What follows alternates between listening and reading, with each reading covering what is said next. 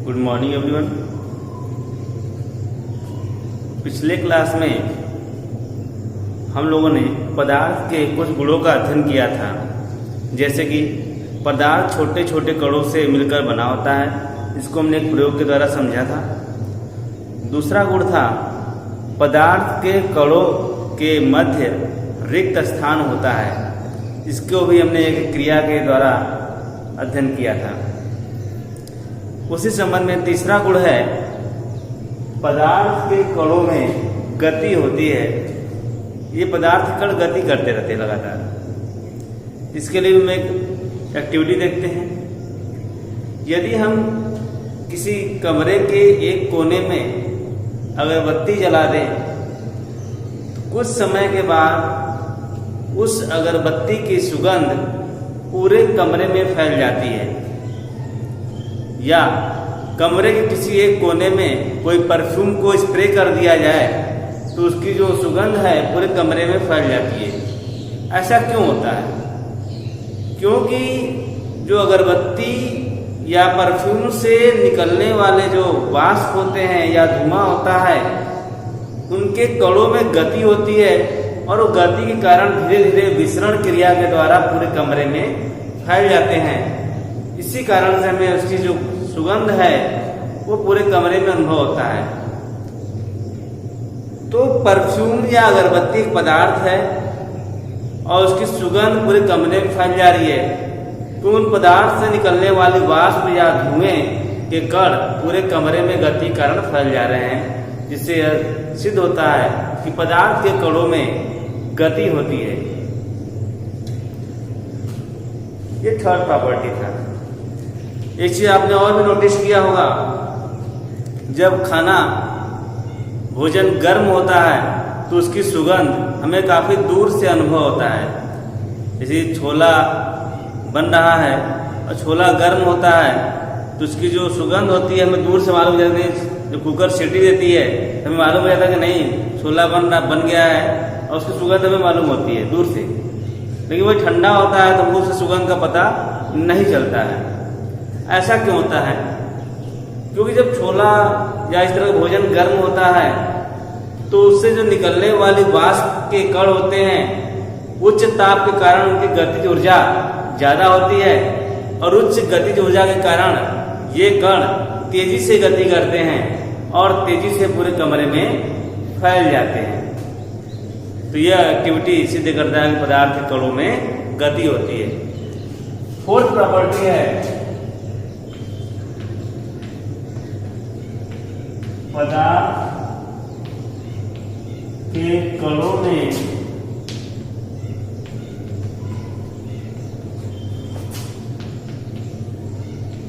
आकर्षण बल कार्य करता है। कोई भी पदार्थ होते हैं तो पदार्थ के जो दो कण होते हैं उन दो कणों के मध्य आकर्षण बल कार्य करता है। यह आकर्षण बल ठोस में सबसे ज्यादा और गैस में सबसे कम होता है। जैसे हम अपना हाथ हवा में आसानी से घुमा लेते हैं, क्यों? क्योंकि वायुमंडल में जो गैस है, ऑक्सीजन है, नाइट्रोजन गैस है, उनके कणों में आकर्षण बल काफी कम होता है। इसलिए हमें अपने हाथ को घुमाने में बहुत कम फोर्स लगानी पड़ती है, ताकत लगानी पड़ती है। लेकिन यदि इसी हाथ को हम पानी में घुमाएं तो अपेक्षाकृत हमें पानी में हाथ घुमाने के लिए हमें गैस की तुलना में ज्यादा ताकत लगानी पड़ती है, क्योंकि द्रव के कणों में आकर्षण बल गैस से ज्यादा होता है।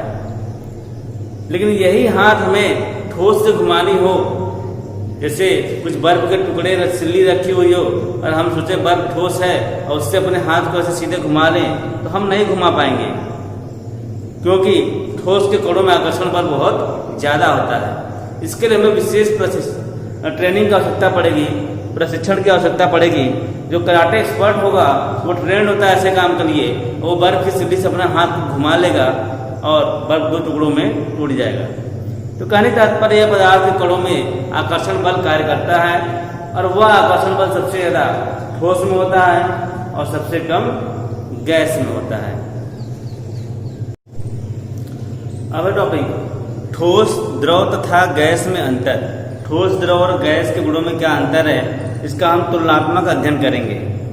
सबसे पहले गुण में देखते हैं आयतन। ठोस का आयतन निश्चित होता है, द्रव का आयतन निश्चित होता है और गैस का आयतन अनिश्चित होता है। जैसे 1 लीटर द्रव ले लेंगे, किसी भी पात्र में रखेंगे उसका आयतन 1 लीटर ही रहेगा, 2 लीटर नहीं होगा, वो हमेशा 1 लीटर ही रहेगा।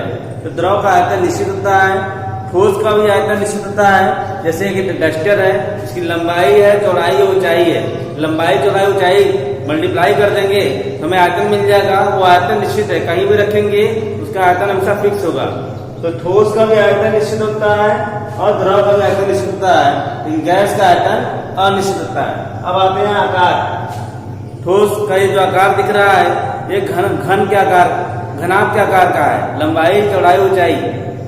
इसी तरह ये चौक दिख रहे हैं बेलन के आकार का है। तो ये हमेशा जो आकार है वो हमेशा निश्चित रहेगा, लेकिन द्रव का आकार अनिश्चित होता है। इसको जिस पात्र में रखेंगे उस पात्र के आकार को ग्रहण कर लेता है। गैस का आयतन और आकार दोनों ही अनिश्चित होता है, गैस भी अपने पात्र के आकार को ग्रहण कर लेता है। अब है अंतराणु रिक्त स्थान। अंतराणु रिक्त स्थान मीन्स कणों के मध्य का जो गैप होता है उसको बोलते हैं अंतराणु रिक्त स्थान। इसके कणों के मध्य में जो रिक्त स्थान है सबसे कम होता है, द्रव में ज्यादा और गैस के कणों के मध्य का रिक्त स्थान सबसे ज्यादा होता है। अब है गतिज ऊर्जा।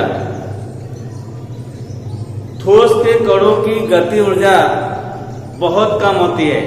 इवन गति ऊर्जा, इसके कण गति करते ही नहीं है, ये केवल कंपन गति करते हैं। ठोस के कण हमेशा केवल अपनी जगह पे मध्य स्थिति के दाईं और बाईं तरफ केवल कंपन गति करते रहते हैं। तो ठोस में केवल कंपन गति होती है, द्रव में सभी प्रकार की गति होती है और वो काफी ज्यादा स्पीड से होती है। गैस की बात करें तो गैस कणों गति ऊर्जा और ज्यादा होती है, क्योंकि इनके कणों में आकर्षण बल कम होता है, इसलिए गति ऊर्जा यहाँ पर ज्यादा होती है।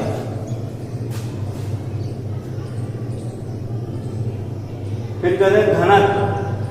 ठोस का घनत्व सबसे ज्यादा होता है। घनत्व क्या होता है? इकाई आयतन में उपस्थित पदार्थ की मात्रा को घनत्व कहते हैं। ठीक है, इकाई आयतन में उपस्थित पदार्थ की मात्रा को घनत्व कहते हैं। घनत्व बराबर होता है द्रव्यमान बटे आयतन। तो ठोस का घनत्व सबसे ज्यादा होता है, द्रव का घनत्व ठोस से कम लेकिन गैस से ज्यादा, और गैस का घनत्व सबसे कम होता है। अब आते हैं संपीड्यता। संपीड्यता का अर्थ होता है आप दाब लगाएं और उसका आयतन कितना कम हो, इस गुण को हम कहते हैं संपीड्यता। तो ठोस में संपीड्यता लगभग नगण्य होती है। ऐसा नहीं है कि लोहे का कोई पात्र ले लें, कोई घन ले लें या डस्टर ले लें, थोड़ा सा दाब लगाएं इस पे तो क्या इसका आयतन कम हो जाएगा? नहीं। तो ठोस में संपीड्यता नहीं होती है, लगभग नगण्य होती है। द्रव में भी संपीड्यता का गुण बहुत कम होता है और गैस में संपीड्यता का गुण सबसे ज्यादा होता है। यदि गैस में हम दाब लगाएं तो उसका आयतन तुरंत कम हो जाएगा। फिर है प्रवाह का गुण। प्रवाह मीन्स वे पदार्थ जो एक जगह से दूसरी जगह तक गति करते हैं और उसे रखने के लिए पात्र की आवश्यकता होती है, इस गुण को हम प्रवाह का गुण कहते हैं। जैसे 1 लीटर पानी हम बिना पात्र के कहीं नहीं रख सकते हैं। 1 लीटर पानी डस्टर है, इस डस्टर को हम कहीं भी रख देंगे, इसके लिए पात्र की आवश्यकता नहीं होगी। लेकिन आपको 1 लीटर पानी लेना है तो बिना पात्र के आप नहीं रख सकते हैं, तो वो बहने लगेगा। तो यह जो गुण है उसे हम कहते हैं प्रवाह का गुण। तो द्रव में, ठोस में प्रवाह का गुण नहीं होता है। ठोस कहीं रख देंगे तो अपने से गति नहीं करने लगेगा। तो ठोस में प्रवाह का गुण नहीं होता है, द्रव में प्रवाह का गुण होता है और गैस में सबसे ज्यादा होता है। आकर्षण बल की बात करें तो आकर्षण बल ठोस कणों में सबसे ज्यादा होता है। द्रव में आकर्षण बल ठोस से कम लेकिन गैस से अधिक, और गैस के कणों में आकर्षण बल सबसे कम। ठीक है, ठोस में आकर्षण बल सबसे अधिक होता है। इसमें आकर्षण बल ठोस से कम लेकिन गैस से